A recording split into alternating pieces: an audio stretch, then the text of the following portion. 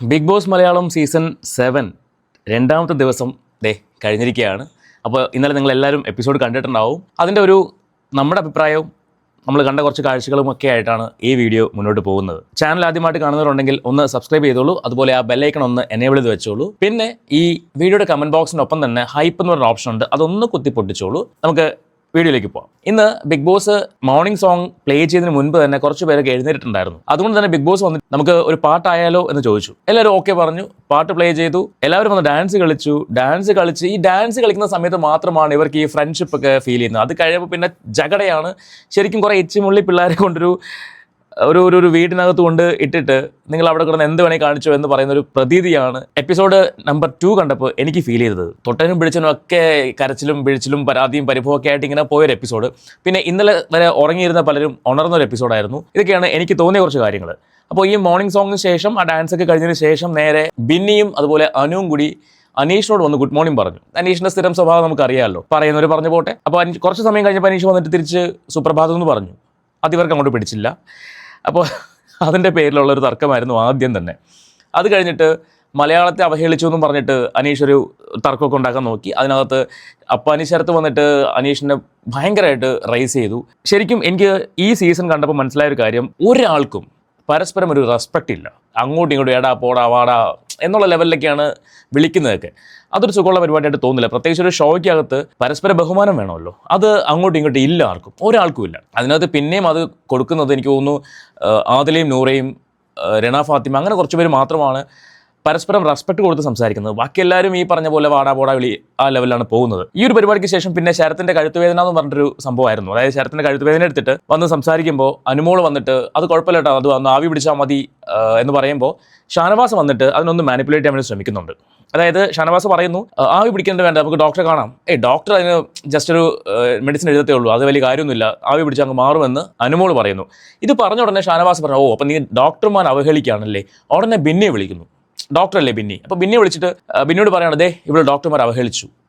ഇത് കേൾക്കേണ്ട താമസം അനുമോൾ റൈസായി എന്ന് മാത്രമല്ല അനുമോൾ അങ്ങോട്ട് കരയാൻ തുടങ്ങി. നമ്മൾ ഈ സീസൺ തുടങ്ങിയ സമയത്ത് തന്നെ പറയണ്ടായിരുന്നു, അനുമോളുടെ എൻട്രി വന്നപ്പോൾ തന്നെ പറഞ്ഞിട്ടുണ്ടായിരുന്നു അനുമോൾ സ്ഥിരം ഒരു കരയുന്ന ഒരു പേഴ്സണാണ്. ഈ പറയുന്ന സ്റ്റാർ മാജിക്കിൽ നമ്മൾ ഒരുപാട് കണ്ടതാണ്, കരയുന്ന ഒരു പേഴ്സണാണ്. പക്ഷേ ഇവിടെ ഒരു നോറയായി മാറില്ല എന്നൊക്കെ വിചാരിച്ചു.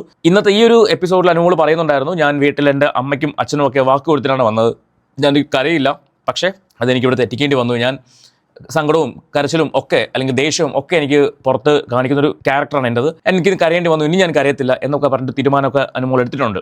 എന്നാലും ഇന്ന് കുറേയധികം അനുമോൾ കരഞ്ഞു. പക്ഷേ ഷാനവാസ് അത് മാനിപ്പുലേറ്റ് ചെയ്തൊരു ഇഷ്യൂ ആണ് എന്നുള്ളത് ഹൗസിലെ മറ്റുള്ള ആൾക്കാർക്ക് മനസ്സിലായിട്ട് ലാസ്റ്റ് ഷാനവാസ് അവിടെ പെട്ടു. എല്ലാവരും ഷാനവാസിനെ ചോദ്യം ചെയ്തു തുടങ്ങി. ആ ചോദ്യം ചെയ്യാനുള്ള കാരണം എന്ന് പറയുന്നത്, അനുമോൾ ഇങ്ങനെ കരഞ്ഞുകൊണ്ടിരുന്ന സമയത്ത് ഷാനവാസ് വന്നിട്ട് നീ ഒന്ന് സ്ട്രോങ് ആവാൻ വേണ്ടി കാണിച്ചതല്ലേ, നീ കരയാൻ വേണ്ടി കാണിച്ചതാണോ, ഞാനൊരു തമാശ കാണിച്ചതല്ലേ എന്നൊക്കെ ഉള്ള ലെവലിൽ സോൾവ് ചെയ്യാൻ വേണ്ടി ശ്രമിച്ചു. പക്ഷേ മറ്റുള്ള ഹൗസ് മേറ്റ്സ് വന്നിട്ട് ചോദ്യം ചെയ്തു, അത് ഇങ്ങനെ സംഭവിച്ചോ, അനുമോൾ അങ്ങനെ പറഞ്ഞോ. അപ്പോൾ ഷാനവാസ് സമ്മതിച്ചു, ഇല്ല പറഞ്ഞിട്ടില്ല.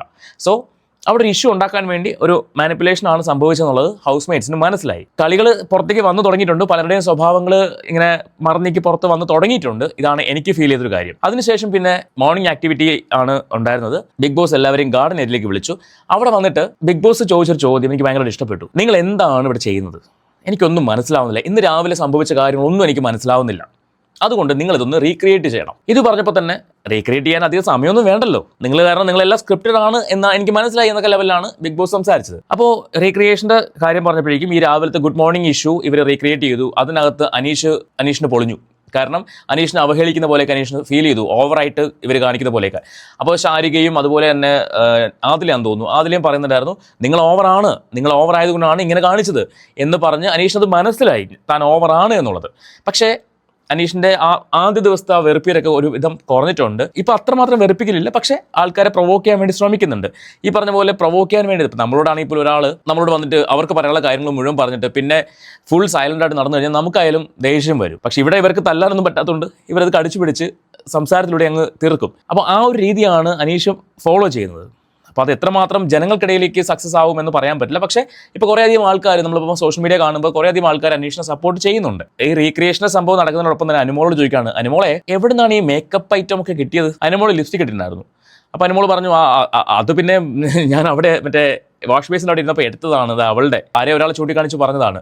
ഓക്കെ, അത് നമുക്ക് പിന്നെ സംസാരിക്കാമെന്ന് ബിഗ് ബോസ് പറഞ്ഞു. പിന്നെ പണിപ്പുര ടാസ്ക് ആയിരുന്നു. പണിപ്പുര ടാസ്ക് എന്ന് പറയുന്നത് നോമിനേഷനിൽ, വീക്കെൻഡ് നോമിനേഷനിൽ ഉൾപ്പെടാത്ത 2 പേർക്ക് മാത്രം പണിപ്പുരയിലേക്ക് കയറാം. അത് ഹൗസ് മേറ്റ്സ് ചൂസ് ചെയ്യണം. ആ 2 പേര് ആരൊക്കെയാണെന്നുള്ളത്. ഹൗസ് മേറ്റ്സ് ചൂസ് ചെയ്ത 2 പേരെന്ന് പറയുന്നത് ഒന്ന് ആദിലെ നൂറയായിരുന്നു, ഒന്ന് അക്ബർ ആയിരുന്നു. ഇവർക്ക് ഈ പണിപ്പുരയിലേക്കകത്ത് പോയിട്ട് ഒരു സമയം കൊടുക്കും. അത് ഇവർക്ക് തന്നെ ചൂസ് ചെയ്യാൻ പറ്റും. ആ സമയവും എത്ര പോയിന്റ് ഉണ്ട് എന്നുള്ളത് ഒരു ചീട്ടിൽ എഴുതി വെച്ചിട്ടുണ്ട്. കുറച്ചധികം ചീട്ടുകളുണ്ട്, അതിനകത്ത് സമയവും പോയിന്റും എഴുതിയിട്ടുണ്ട്. ആ ചീട്ട് ചൂസ് ചെയ്യാം. 3 പേർക്കും കൂടെ ഒരു ചീട്ട് എടുക്കാൻ പാടുള്ളൂ. അതെടുത്തപ്പോൾ 15 സെക്കൻഡും 550 പോയിന്റോ അങ്ങനെ എന്തോ ആണ് വന്നിട്ടുണ്ടായിരുന്നത്. ഇവർ നേരെ പർച്ചേസ് ചെയ്യാൻ വേണ്ടി അകത്ത് കയറി. പണിപ്പുരയ്ക്കകത്താണ് ഇപ്പോൾ പർച്ചേസ് ഉള്ളത്. ലക്ഷറി ബഡ്ജറ്റ് ഇല്ല, പകരം ലക്ഷറി ഫുഡ് ഐറ്റംസ് ആണുള്ളത്. ഇവർക്ക് എന്ത് വേണേലും എടുക്കാം. ഇവർ കൈ കിട്ടിയതെല്ലാം കൂടെ വലിച്ചു വാരി എടുത്തു. പക്ഷേ പ്രശ്നം എന്താണെന്ന് ചോദിച്ചു കഴിഞ്ഞാൽ, ഒരു നിശ്ചിത സമയത്തിനുള്ളിൽ, അതായത് ഈ സമയം കഴിയുന്ന 15 സെക്കൻഡ് കഴിയുന്നതിന് മുൻപ് ഇവർ പുറത്തിറങ്ങിയിരിക്കണമായിരുന്നു. ഇവർക്ക് അതിന് പറ്റിയില്ല. ഇവരെല്ലാം കൂടി ഇങ്ങനെ വലിച്ചു വാരി എടുക്കുന്ന സമയം കൊണ്ട് സമയം അങ്ങ് കഴിഞ്ഞു പോയി. അങ്ങനെ ഇവർ ആ ബാസ്ക്കറ്റിനകത്ത് ഈ സാധനമെല്ലാം കൊണ്ട് വെച്ചു. എന്നിട്ട് നേരെ ലിവിംഗ് റൂമിൽ വന്നിരുന്നു. അപ്പോൾ ബിഗ് ബോസ് പറഞ്ഞു, എല്ലാം ചെയ്തു, വലിച്ചു വാരിയൊക്കെ എടുത്തു, പക്ഷേ നിങ്ങളുടെ പ്ലാൻ ഫ്ലോപ്പായി പോയി. കാരണം നിശ്ചിത സമയത്തിനുള്ളിൽ പുറത്തിറങ്ങാൻ പറ്റില്ല. അതുകൊണ്ട് തന്നെ എടുത്ത സാധനങ്ങൾ അതുപോലെ തിരിച്ചു വെച്ചേക്കാൻ പറഞ്ഞു. ആ പരിപാടിയും കയ്യിൽ നിന്ന് പോയി. പക്ഷേ കുഴപ്പമില്ല, കാരണം ആദ്യമായിട്ടല്ലേ, ഇവർക്ക് ഇങ്ങനെ ഒരു സംഭവം ചെയ്ത് പരിശീലനമില്ല, അല്ലെങ്കിൽ ശീലമില്ല. അതുകൊണ്ട് തന്നെ അവർക്ക് ഒരു അന്താളിപ്പുണ്ടായിരുന്നു അത് കയറിയപ്പോൾ തന്നെ. അതിന്റെ പേരിൽ ബാക്കി ഹൗസ് മേറ്റ്സ് എല്ലാം അവരോടങ്ങ് ക്ഷമിക്കുകയും ചെയ്തു. പണിപ്പുര ടാസ്കിന്റെ ഈ ആഴ്ചത്തെ ഒരു ടാസ്ക് കഴിഞ്ഞു. ഇനി ഒന്നും കൂടിയേ ബാക്കിയുള്ളൂ. 2 ടാസ്കേ ഉണ്ടാവുള്ളൂ. അതിനുശേഷം പിന്നെ ജിസേലിനെ പൊളിക്കാൻ വേണ്ടി അപ്പാനി ശരത്തും ടീമും കൂടെ പ്ലാൻ ചെയ്യുകയാണ്. അതായത് അക്ബർ, ആര്യൻ, അബി, ശരത്ത്, ഇത്രയും പേരും കൂടി നിന്ന് പ്ലാൻ ചെയ്യണം. അപ്പോൾ അനുമോളുണ്ടെന്ന് തോന്നുന്നു ജിസേലിനെ പൊളിക്കാൻ വേണ്ടി. ഇതെങ്ങനെയെന്ന് ചോദിച്ചാൽ, ജിസേൽ ഫുൾ ടൈം ഇങ്ങനെ മേക്കപ്പ് ഒക്കെ ഇട്ട് മോഡലല്ലേ, അപ്പോൾ അതിൻ്റെ ഒരു രീതിക്കാണ് നടക്കുന്നത്. അതിനെ വെച്ചിട്ട് സംസാരിക്കാം എന്നൊക്കെയുള്ള പ്ലാനിലാണ് ഇവർ നിൽക്കുന്നത്. അങ്ങനെ ഇവർ ചെന്നിട്ട് ശരത്ത് ചെന്നിട്ട്, ഇങ്ങനെ മേക്കപ്പ് ഒക്കെ ഇട്ട് നടന്നാൽ മതിയാവും, ഗെയിമിലേക്ക് ഇറങ്ങി വാ. എൻ്റെ പൊന്നെ, ഒന്ന് തോണ്ടിയത് മാത്രമേ ഓർമ്മയുള്ളൂ. പിന്നെ അങ്ങോട്ട് വാരി പെറുക്കി അടിയായിരുന്നു. ജിസേലിൻ്റെ ഡയലോഗുകളും ജിസേൽ ഒന്നും വിട്ടുകൊടുക്കുന്നില്ല. പിന്നെ അങ്ങോട്ട് ജിസേൽ കളിയിലേക്ക് തിരിച്ചു വരുന്നതാണ് നമ്മൾ കാണുന്നത്. ഇതിനിടയിൽ കൂടി തന്നെ നെവിൻ നേരെ ബെഡ്റൂമിൽ കയറിയിട്ട് ബെഡിൻ്റെ ഇടയിൽ കൂടെ പോയിട്ട് പെട്ടിയൊക്കെ എടുത്ത് ഒരു സൈഡിൽ വെച്ചിട്ട് ബ്ലാങ്കറ്റൊക്കെ മറച്ച് എന്തോ ഒരു പരിപാടി കാണിക്കുന്നത്. എന്താണെന്ന് എനിക്ക് അങ്ങോട്ട് മനസ്സിലായില്ല. നിങ്ങൾക്ക് ആർക്കെങ്കിലും മനസ്സിലായെങ്കിൽ ഒന്ന് കമൻറ്റ് ചെയ്യണേ. എനിക്കത് ക്ലിയർ ആയില്ല എന്താ സംഭവം എന്നുള്ളത്. അങ്ങനെ ഒരു സംഭവം കണ്ടു. അതിനിടയിൽ കൂടി തന്നെ ബിൻസി ഒന്ന് ഉറങ്ങിപ്പോയി. ചടപടാന്ന് കുറേ നേരം പട്ടി കുറച്ചു. എല്ലാവരും ഓടി വന്ന് നോക്കിയപ്പോൾ ബിൻസി ജസ്റ്റ് ഒന്ന് കണ്ണടച്ചതേ ഉള്ളൂ. ബിൻസി എല്ലാവരും കൂടി പിടിച്ച് വലിച്ചെടുത്തുകൊണ്ട് പോയി. അതിനുശേഷം ഡ്രസ്സ് വന്നു. ഡ്രസ്സ് വന്നപ്പോഴേക്കും നെവിന് കിട്ടിയ ഡ്രസ്സ് എന്ന് പറയുന്നത് ഒരേപോലത്തെ കളം ഡ്രസ്സായിരുന്നു. അതായത് ഷർട്ടും ട്രൗസറും ഒരേപോലത്തെ ഡ്രസ്സായിരുന്നു. അതങ്ങോട്ട് ആശാന് ഇഷ്ടപ്പെട്ടില്ല. അപ്പോൾ അതിങ്ങനെ പരാതി പോലെ പറഞ്ഞു നടന്നു. നേരെ മേക്കപ്പ് റൂമിൽ വന്നിട്ട് രേണുവിനോട് ഇതേ പരാതി പറഞ്ഞു. അങ്ങനെ ഒരു സ്കൂൾ കുട്ടിയെ പോലെയൊക്കെ നെവിന് ഫീൽ ചെയ്തു. അത് കാണുമ്പോൾ നമുക്കും അങ്ങനെ ഒരു ഫീൽ വരും, ഒരു സ്കൂൾ കുട്ടിയുടെ യൂണിഫോം പോലെയൊക്കെ ഫീൽ ചെയ്യും. അപ്പോൾ ഇവർക്ക് ഡ്രസ്സ് കിട്ടി. എനിക്ക് നെവിനെ ഫീൽ ചെയ്ത നല്ലൊരു എൻ്റർടൈനറാണ്. കാരണം ഒരിക്കലും അങ്ങനെ ദേഷ്യപ്പെട്ട് കണ്ടിട്ടില്ല. എന്തും ചിരിച്ചുകൊണ്ട് ഹാൻഡിൽ ചെയ്യുന്ന ഒരു വ്യക്തിയാണ്. ബിഗ് ബോസിൽ അത് മാത്രം പോരെന്നുള്ളതാണ് വേറൊരു കാര്യം. അവിടെ ഈ സിറ്റുവേഷൻ ഹാൻഡിൽ ചെയ്യാൻ പറ്റണം. അത് ചിരിച്ചുകൊണ്ട് മാത്രം പറ്റില്ല, റിയാക്ട് ചെയ്യേണ്ടത് റിയാക്ട് ചെയ്യണം. പക്ഷേ നെവിൻ എല്ലാം ചിരിച്ചുകൊണ്ടാണ് ഹാൻഡിൽ ചെയ്യുന്നത്. ഒരു എൻ്റർടൈനറുമായിട്ട് മാത്രമാണ് നെവിൻ അവിടെ ഇപ്പോൾ നിൽക്കുന്നത്. ഇത് കഴിഞ്ഞിട്ട് ഷാനവാസ് വീണ്ടും ഈ ജിസേലിൻ്റെ ഡ്രസ്സിനെ കുറിച്ചുള്ള കാര്യങ്ങൾ സംസാരിച്ചു തുടങ്ങി. ജിസേൽ ഇത് ഒരു ഷോയാണ്, TV ഷോയാണ്, അത് മലയാളം ഷോയാണ്. അതുകൊണ്ട് ഇവിടെ അതിൻ്റേതായ രീതിക്കാണ് ഡ്രസ്സ് ചെയ്യാൻ, അത് നിനക്ക് വേണ്ടിയാണ് പറയുന്നത്, നിന്റെ നന്മയ്ക്ക് വേണ്ടിയാണ് പറയുന്നത് എന്നൊക്കെ പറഞ്ഞുകൊണ്ട് സംസാരിച്ചു തുടങ്ങി. പക്ഷേ അത് എപ്പോഴും പറയുന്ന ഒരു സുഖമുള്ള കാര്യമല്ല. ഇപ്പോൾ നോമിനേഷനിൽ പറഞ്ഞു, നമുക്ക് മനസ്സിലാവും ഒരു കാരണം വേണമല്ലോ. വേറെ കാരണങ്ങളൊന്നും ഇല്ലാത്തതുകൊണ്ട് ആ ഒരു മാറ്റർ പറഞ്ഞിട്ട് നോമിനേറ്റ് ചെയ്തു. പക്ഷേ എപ്പോഴും അത് തന്നെ പറഞ്ഞുകൊണ്ടിരിക്കുന്നതിനോട് അങ്ങോട്ട് യോജിക്കാൻ പറ്റുന്നില്ല. അത് മാറ്റി പിടിക്കുമെന്നാണ് ഞാൻ വിചാരിക്കുന്നത്. അത് കഴിഞ്ഞപ്പോൾ നേരെ കിച്ചണിലേക്ക് വരാം. കിച്ചണിലേക്ക് വന്നപ്പോൾ അവിടെ ജിസേലും അനുവും കൂടി ചായ ഇട്ടുകൊണ്ടിരിക്കുകയാണ്. ജിസേലിനാണെങ്കിൽ ഭയങ്കര സ്ട്രോങ് ചായ വേണം, അനുവിനാണെങ്കിൽ ലൈറ്റ് ചായ മതി. അപ്പോൾ ജിസേലിന് അനുവിൻ്റെ ചായ ഇഷ്ടപ്പെടുന്നില്ല, അതുകൊണ്ട് ജിസേൽ സ്വന്തമായിട്ട് ചായ ഇടുന്നു. അനുവിനാണെങ്കിൽ ജിസേലിൻ്റെ ചായ ഇഷ്ടപ്പെടുന്നില്ല. ഇത് പറഞ്ഞിട്ട് അങ്ങോട്ടും ഇങ്ങോട്ടും ഗംഭീര തർക്കം. ഇതിനിടയ്ക്ക് ജിസേലിൻ്റെ സ്റ്റൗവിൻ്റെ നോബ് അനു ഓഫ് ചെയ്യുന്നു 2-3 പ്രാവശ്യം. അതൊന്നും ജിസേലിനോട് ഇഷ്ടപ്പെടുന്നില്ല. ജിസേലിന് നേരത്തെ അപ്പാനി ശരത്ത് പോയിട്ട് തോണ്ടിയതിൻ്റെ റിയാക്ഷൻ കംപ്ലീറ്റ് ഇവിടേക്ക് ഇങ്ങനെ കാണിക്കുന്നുണ്ട്. ഇതിനിടയ്ക്ക് ശരത്തിനെ ഗുണ്ടാന്ന് വിളിക്കുന്നു, പിന്നെ സ്വയം ഞാൻ ഗുണ്ടിയാന്ന് പറയുന്നു. അതൊക്കെ ഒരു രസമുള്ള സാധനമായിട്ട് ഇങ്ങനെ പോയി. പിന്നെ പുകഞ്ഞ കൊള്ളി പുറത്തുനിന്ന് പറഞ്ഞ ടാസ്ക് വന്നു. രസമുള്ള ടാസ്ക് ആയിരുന്നു അത്. അതിൻ്റെ ലൈവ് കാണാൻ രസം. എപ്പിസോഡിൽ വന്നപ്പോൾ അത് വലിയ സുഖമായിട്ട് തോന്നില്ല, കാരണം എല്ലാവരും പേരുകൾ പറഞ്ഞിങ്ങനെ പോയതുള്ളൂ. പക്ഷേ ലൈവ് കണ്ടപ്പോൾ പലർക്കും പറയാനൊരു മടി, പേരുകൾ പറയാൻ. അതായത് അവരെന്ത് വിചാരിക്കും, ഇവരെന്ത് വിചാരിക്കും. സരികയിലാണ് ഏറ്റവും കൂടുതൽ ആ കാര്യം ഫീൽ ചെയ്തത്. അയ്യോ ഞാൻ പറഞ്ഞാൽ അവരെന്താ വിചാരിക്കുക. പക്ഷേ ആ ഒരു സാധനം, അതിൻ്റെ പ്രത്യേകത എന്ന് പറഞ്ഞാൽ ഇന്നലെ മുതൽ അടുത്ത വെള്ളിയാഴ്ച വരെ രാത്രി ലൈറ്റ് ഓഫ് ചെയ്യുന്ന സമയം മുതൽ ലൈറ്റ് ഓൺ ചെയ്ത സമയം വരെ 4 പേര് ഉറങ്ങാൻ പാടില്ല. ഒരു കട്ടിൽ കൊടുക്കും, ആ കട്ടിലിൻ്റെ മേലിൽ ഒരാൾക്ക് കിടക്കാം, അയാൾക്ക് ഉറങ്ങാം. പക്ഷേ അയാളെ കട്ടിലോടെ കൂടി തൂക്കിയെടുത്ത് ഒരു റെഡ് പോയിന്റ് കൊണ്ട് വെച്ച് അവിടെ റെഡ് ലൈറ്റ് കത്തിയാൽ അയാൾ ഡയറക്റ്റ് എവിക്ഷനിലേക്ക് പോവുകയാണ്. പിന്നെ അയാൾക്ക് അവിടെ നിൽക്കാൻ പറ്റത്തില്ല. അതുപോലെ തന്നെ ഈ 4 പേരിൽ ആരുറങ്ങിയാലും അവരെ എടുത്ത് ഈ പറഞ്ഞ പോയിന്റ് കൊണ്ട് വെക്കാം, അവരെ എവിക്ട് ചെയ്യും. അതൊരു വല്ലാത്തൊരു ടാസ്ക്കാണ്. വെള്ളിയാഴ്ച വരെ ഇവർക്ക് ഉറങ്ങാൻ പറ്റത്തില്ല. ഇവർക്ക് മാത്രമല്ല, ഒരു സമയം വരെ ബാക്കി ആർക്കും ഉറങ്ങാൻ പറ്റില്ല. അപ്പോൾ അങ്ങനത്തെ ഒരു ടാസ്ക് കൊടുത്തു. അതിനകത്ത് വന്നത് ഷാനവാസും ജിസയിലും ഷൈറ്റിയും രന ഫാത്തിമയും ബിൻസിയും വന്നു. അതിനകത്ത് ഹൗസ് മേറ്റ്സ് ചൂസ് ചെയ്തത് ബിൻസിയായിരുന്നു. അത് ഇവർക്ക് തന്ത്രപരമായിട്ട് കളിക്കാം. വേണമെങ്കിൽ ഇവർക്ക് ഒരാളെ ഔട്ട് ആക്കാം, അതല്ലെങ്കിൽ ഇവർക്ക് 4 പേർക്കും മാറി മാറി ഉറങ്ങി അതൊന്ന് അഡ്ജസ്റ്റ് ചെയ്ത് കൊടുക്കാം. പക്ഷേ ബിഗ് ബോസ് ആയതുകൊണ്ട് ഇവിടെ എന്തും സംഭവിക്കാം. ഒരു ദിവസം ചിലപ്പോൾ ഇവർ 4 പേരും അഡ്ജസ്റ്റ് ചെയ്ത് വിടും. പക്ഷെ അടുത്ത ദിവസത്തേക്ക് ആർക്കെങ്കിലുമൊക്കെ ഉറങ്ങണമല്ലോ, ആരെങ്കിലുമൊക്കെ പുറത്താക്കണമല്ലോ എന്നൊക്കെ ഒരു തോട്ട് വന്നു കഴിഞ്ഞാൽ കയ്യിൽ നിന്ന് പോവും. അപ്പോൾ പരസ്പരം സപ്പോർട്ട് ചെയ്യോ അതോ പണി കൊടുക്കോ എന്നൊക്കെ ഇനി കണ്ടറിയണം. പിന്നെ മെയിൻ ഇന്നത്തെ എപ്പിസോഡിൻ്റെ ഒരു പ്രത്യേകത, ജിസേലിൻ്റെ അണ്ടർഗാർമെൻ്റ് ആയിരുന്നു താരം. കഴിഞ്ഞ ദിവസത്തെ ഒരു ഇഷ്യൂ ഉണ്ടല്ലോ, അതായത് മറ്റേ അണ്ടർഗാർമെൻ്റ് ഉണക്കാനിട്ടിട്ട് ആ ഒരു സാധനം, അത് കഴിഞ്ഞ ദിവസം പ്രശ്നമില്ല എന്ന് പറഞ്ഞ ജിസേൽ ഈ എപ്പിസോഡിൽ അതൊരു ഇഷ്യൂ ആക്കി മാറ്റി. അനീഷ് അതിനെ വലിയൊരു സംഭവമാക്കി മാറ്റി. ജിസേൽ വന്ന് അനീഷിനോട്, ക്യാപ്റ്റനായ അനീഷിനോട് കംപ്ലൈൻറ്റ് പറയുന്നു. അനീഷ് അത് ഈ നോമിനേഷൻ ടാസ്കിനകത്ത് വന്ന് അതൊരു വലിയൊരു സംഭവമാക്കി മാറ്റി. അനീഷ് നോമിനേറ്റ് ചെയ്ത എല്ലാവരും ഈ അണ്ടർഗാർമെൻറ്റുമായിട്ട് ബന്ധപ്പെട്ട ആൾക്കാരാണ്. പിന്നെ രേണു സുധിയെ എവിടെയും കണ്ടില്ല, അങ്ങനെ ഒരുപാടൊന്നും കണ്ടില്ല. ഏറ്റവും അവസാനം എപ്പിസോഡിൻ്റെ എൻഡിൽ വന്നിട്ട് ഈ നെവിനും രേണുവും കൂടി ഒരു എന്ന് പറഞ്ഞ ഒരു ആർട്ട് സംഭവങ്ങളുണ്ടായിരുന്നു. അതിനകത്ത് രേണു ഒന്ന് ഫയർ ആവാൻ വേണ്ടി ശ്രമിച്ചു, പക്ഷേ ചീറ്റിപ്പോയി. അതിന് കാരണം നെവിൻ പറയുന്നുണ്ടായിരുന്നു, നിങ്ങളുടെ മുഖം കണ്ടാൽ ആട്ട് അല്ല പിടിച്ച് ഉരയ്ക്കാനാണ് തോന്നിയത് എന്നൊക്കെ നെവിൻ ഡയലോഗ് അടിച്ചിട്ടുണ്ടായിരുന്നു. ഇത് കേട്ടപ്പോൾ രേണുവിനെ അങ്ങോട്ട് പൊളിഞ്ഞു. രേണു വന്നു, എന്നാൽ പിന്നെ നീ ഉരയ്ക്കണം, നീ ഉരച്ചിട്ട് പോയാൽ മതി, നീ മാത്രം ഉരയ്ക്കണം പക്ഷേ എന്നൊക്കെ പറഞ്ഞിട്ട് അങ്ങോട്ട് റൈസാവാൻ ശ്രമിച്ചു. പക്ഷേ അധികം ഒന്നും അങ്ങോട്ട് കത്തിക്കയറാൻ പറ്റില്ല. കാരിക വന്നിട്ട് അതൊന്ന് മയത്തിൽ പറഞ്ഞങ്ങ് ഒതുക്കി വിട്ടു. പിന്നെ ഇവർ കട്ടിലിൽ ഉറങ്ങുന്ന പരിപാടികളായിരുന്നു പിന്നെ കാണിച്ചത്. ഷാനവാസ് ഇറന്ന് ഉറങ്ങുന്നുണ്ട്, അതുപോലെ ബിൻസി ഇറന്ന് ഉറങ്ങുന്നുണ്ട്. ബാക്കി ജിസേലും ഷൈത്യയുടെ കണ്ണൊക്കെ മറ്റേ ഉപ്പൻ്റെ കണ്ണ് പോലെ ഇരിക്കുന്നുണ്ടായിരുന്നു, ഇങ്ങനെ വെച്ചോണ്ടിരിക്കുന്നുണ്ടായിരുന്നു.